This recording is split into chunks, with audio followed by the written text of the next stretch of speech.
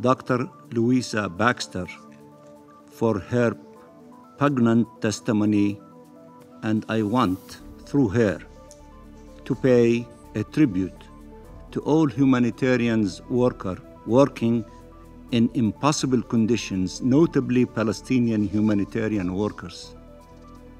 Instead of being offered the protection they are entitled to as they carry out their life-saving work, they are being targeted to prevent them from helping the Palestinian civilian population. This genocide has not spared them, and yet they remain true to their sacred mission and deserve our gratitude and support, and we salute them. Mr. President, Gaza had been polio-free for the last 25 years. Now, it is under the imminent threat of the spread of this terrible disease that can cause paralysis and death. Gaza does not need more paralysis and death. First by bombs and bullets, now combined with occupation-sponsored famine and disease. Gaza has witnessed life destroyed. It needs life to be restored, and it needs it right now. We fully support the proposal of the Secretary General for an urgent vaccination campaign to stop the spread of this disease. Any obstruction of this effort will serve as further proof of Israel's genocidal intent and actions against our people. The Secretary General said the end of this month, along with humanitarian organizations in the medical field, to begin this campaign. Are we going to be supporting him in implementing the vaccination campaign and the ceasefire that he is calling for? 2 periods, each for 7 days, to allow for the inoculation of 640,000 plus Palestinian children under the age of 10, to save them from pluming genocide? Or are we going just to praise him for what he is doing and remain sitting on our seats? Are we going to march with him and with the teams, medical teams, in order to implement this call to save the lives of more than 640,000 children in Gaza? The minimum, while you are still debating and the mediators still trying to reach an agreement on the ceasefire, are we going to allow this specific, limited call for inoculation to take place? Are we going to be marching with the SG and the teams to do that a reality? I know there is not a single person with an ounce of humanity in him or her that would stand against such a call. Are we going to let one country to have the veto on everything, including whether to inoculate 640,000 Palestinian children, to have the inoculation, the 2 doses, in sequence, maybe 1 week or 2 weeks apart, to take place, or to be stopped by those who are still continuing and waging the genocide against our people? I told you last time I spoke, when are you going to act? This is even smaller task. Are you going to act to implement that smaller humanitarian task to save the lives of children? Or are you going to fail the test again?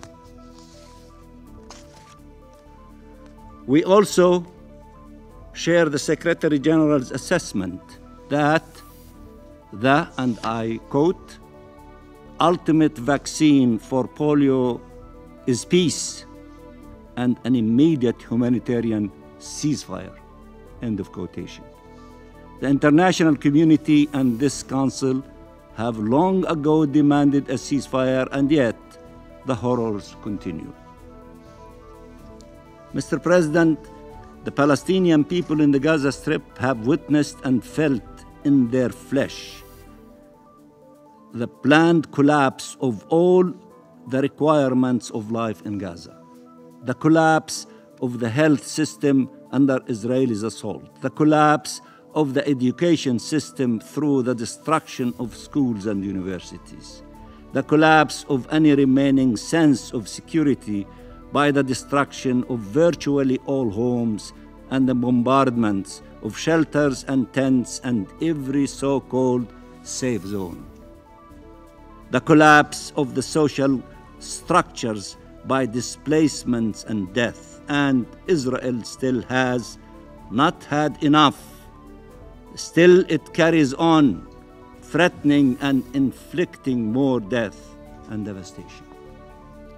This Israeli government does not care about even its own citizens, killing hostages and bragging about retrieving their corpses when it could have secured their release alive.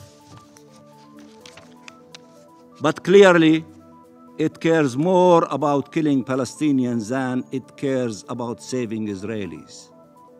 So those who want to place the fate of our people in the hands of this Israeli government, hoping it will ever act in good faith, are gravely mistaken. This is tragically proven every day. There must be a ceasefire now, in line with the terms of Resolution 2735, and with no further conditions and bad faith demands that go against the spirit and the letter of the resolution and that clearly aim at derailing the efforts for a ceasefire. For more than 2.5 months, who stopped you from implementing Resolution 2735, which starts with a ceasefire, which guarantees the release of the hostages and the prisoners, which calls for humanitarian assistance to scale to the needs of our people, and using the words of President Biden, minimum of 600 truckloads of humanitarian assistance to enter the Gaza Strip on a daily basis. Who is stopping you from implementing this resolution? Who is stopping you from acting and saying, on date so and so, at hour so and so, a ceasefire will take place, and we will see who will allow it to happen and those who will not allow it to happen, and therefore to make them to pay the consequences of their rejection of the will of the Security Council through its resolution. Are you ready to say next Monday at 12 noon Jerusalem time a ceasefire will take place? Are you willing to act? Are you willing to do something on the basis of what you approved? Or you want to continue giving excuses for the Israeli occupying authorities to continue killing the Palestinian people? When are you going to act? You have the tools to act. You have the resolutions to act. Please act. Deal or no deal, there is no excuse for the Israelis' continued killing of innocent Palestinian civilians, of kids, of babies. There is no excuse for the abandonment felt by Palestinian mothers and fathers, by Palestinian children, by Palestinian youth, by each and every Palestinian in Gaza who has survived so far this epic nightmare, who have been fighting every day for the survival of their loved ones, who have not had a chance to mourn or heal or rest or bury their loved ones.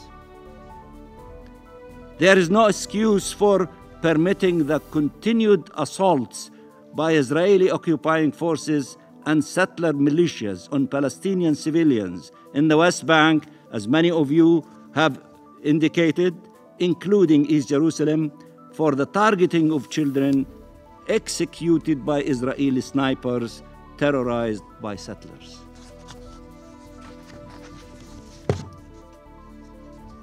As we sit here speaking, week after week, month after month, they are struggling to survive the occupation's open attempts at their ethnic cleansing and annihilation, still trying to preserve the last remaining shreds of life in the hope that the world will show up, that humanity will prevail, and that the international community to act. They have no reason to hope, but they are refusing to surrender to death or to their occupiers and killers. They do not only deserve your respect and admiration, they are entitled to your support and protection. How much longer are we going to fail them? How many more horrors will our children have to suffer? How long will this occupation and all its horrors continue? Are we going to continue dealing with the Palestinian people and the Palestinian children on a different scale than others? Or are we going to use the same stick of measurement of humanitarian principles that should apply to all, including the Palestinian people? When confronted with a genocide, the responsibility of the world is to stop it. When there is genocide, it is your duty to stop it, and stop it immediately and unconditionally. This is a war of atrocities, and the only way to stop it, to stop these atrocities, is to stop this war and to stop it immediately and now. It cannot be justified in any way. It cannot be justified in any way. It must be stopped, and it must be stopped now. Mr. President, we often say justice is blind, and that expression is universally understood as meaning justice does not discriminate. It is fair to all and equal for all, regardless of race, nationality, ethnicity, religion. But there are those who want justice to be blind to our people's pain and suffering, to be blind when the crimes are committed by Israelis. We will not accept that, nor should you. Palestinian victims are not less entitled to justice. The Palestinian people is not less entitled to freedom. And Israel does not have a right to genocide, a right to commit atrocities against them. I warn against any actions or statements that continue to equivocate or appease Israel as it commits such horrific crimes against us. Or even worse, that enable the commission of such crimes. Mr. President, while we are awaiting for your action, we are initiating actions from our side. President Abbas has declared his intention and the intention of the Palestinian leadership to head to Gaza. He has called for leaders from around the globe to join him and to support this initiative. I have communicated the position of the leadership to the Secretary General about this initiative, and to you, Mr. President, which I assume that you did with the colleagues, the members of the Security Council. Allow me to call on the Security Council to take part in a visit to the Gaza Strip to see firsthand the horrors our people are enduring, to support and to push to secure the ability of President Abbas to reach the Gaza Strip, to work with urgency to stop the genocide and stop the crimes being perpetrated against our people. If you are not going to decide a ceasefire, let us all together go to the Gaza Strip and try to impose the ceasefire by our presidents. As leaders of the globe, led by our president, by the Secretary General, by the President of the Security Council, by all those who have spines to come and say, we are coming to demand a ceasefire and to demand it now in the Gaza Strip, and to show empathy, support, and solidarity with those who have been suffering immensely for more than 10.5 months. And also, we are going to initiate another action to put an end to this illegal occupation as soon as possible by legislating next month in the General Assembly the advisory opinion of the International Court of Justice to an actionable resolution demanding within a time frame the end of this illegal occupation and all the other issues contained in that historic advisory opinion. And I expect almost all of you to be with us in trying really to put an end to this illegal occupation and to pave the way for implementing your global consensus on the two-state solution by ending this occupation and making the two-state reality a fact on the ground, not only as it is insinuated in the resolution and the advisory opinion of the ICJ, but also by the many resolutions that we have adopted in the Security Council and the General Assembly over years. We are sick and tired of waiting. The time for waiting is over. The time for action is now. The time for the implementation of the two-state solution will begin with a significant step in the month of September next month, and we invite all of you to be with us. Mr. President, Gaza has been at several points in our long journey to freedom the beating heart of Palestine. Jerusalem is the crown on top of our heads. Gaza is the beating heart of Palestine. It is today the bleeding heart of Palestine. Stop the bleeding. You are the Security Council. You are entrusted with the maintenance of international peace and security. Stop the bleeding in Gaza. Impose an immediate ceasefire. Stop the suffering. Protect our children and all our civilians, as international law and our collective humanity demand. End this genocide. End it now.